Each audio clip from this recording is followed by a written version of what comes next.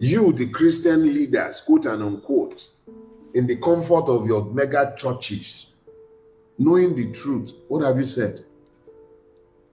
What have you said? God don't catch all of una now. You can't go and be doing your multiple preaching assignments up and down the place in America where you earn fat or honorarium, pretending to be Christians, playing performative Christianity in front of audiences and lying to them before David will be Saul. Nonsense. And you know it, all of you. If you are not busy drinking tea with God, you are busy lying to people, telling them to be fasting and praying where you should speak forthrightly in condemnation of evil. You are silent. You sold Nigeria. Look all around you. Look all around you. Which one of our national institutions have you heard speaking or acting against the overwhelming madness that has overtaken Nigeria? And let me speak. When you talk about institutions, there are multiple institutions that undergird the state. There's the religious institutions. Yep.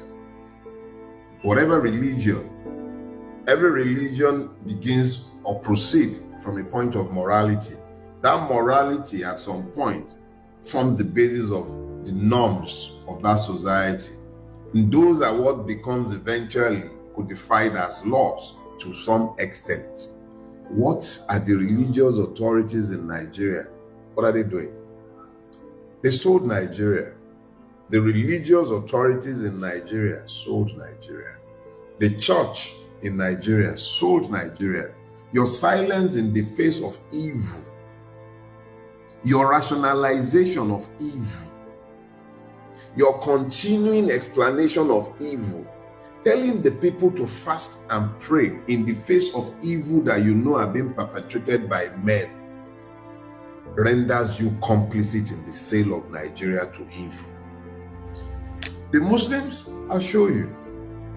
Muslim ticket.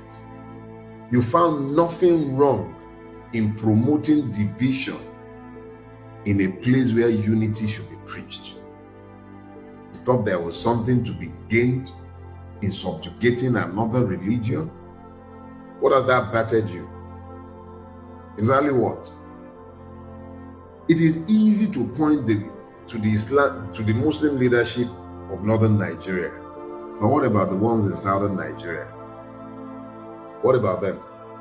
What is it about the Muslim ticket that seemed like such a fantastic idea to you in a place like Nigeria? It was a distraction. You all joined this distraction simply because of your interests, selfish interests. Look at where we are today. Nigeria is sold because of your silence.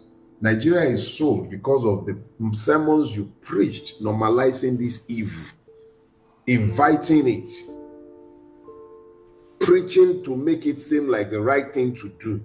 You normalized it. You are just as guilty as those who are bearing the arms today and killing men and women. What have you said about those who go into churches, abduct people from churches? Have you spoken against it? Have you condemned it, or they are honey, kafis? You, the Christian leaders, quote and unquote, in the comfort of your mega churches, knowing the truth, what have you said? What have you said? God don't catch all of una now. You can't go and be doing your multiple preaching assignments up and down the place in America where you earn fat or honorarium, pretending to be Christians, playing performative Christianity in front of audiences and lying to them before David will be Saul. Nonsense. And you know it, all of you. If you are not busy drinking tea with God, you are busy lying to people, telling them to be fasting and praying where you should speak forthrightly in condemnation of evil. You are silent. You sold Nigeria. You sold Nigeria because you are part of the institutions of state. At the end of the day, what is your use? If salt loses its saltiness, of what value is it? exactly what is your value if a society is collapsing in the manner of Nigeria? On every church corner, you find a church, or you find, in every street corner, you find a church or you find a mosque. And yet, evil reigns, and it is normalized as long as they bring their tithe and offering. Nothing excites you about speaking truth to power, because it will lead to exclusion and they will not call you to the state house to come and say morning prayer. You're saying morning prayer for persons that you know are evil in the extreme.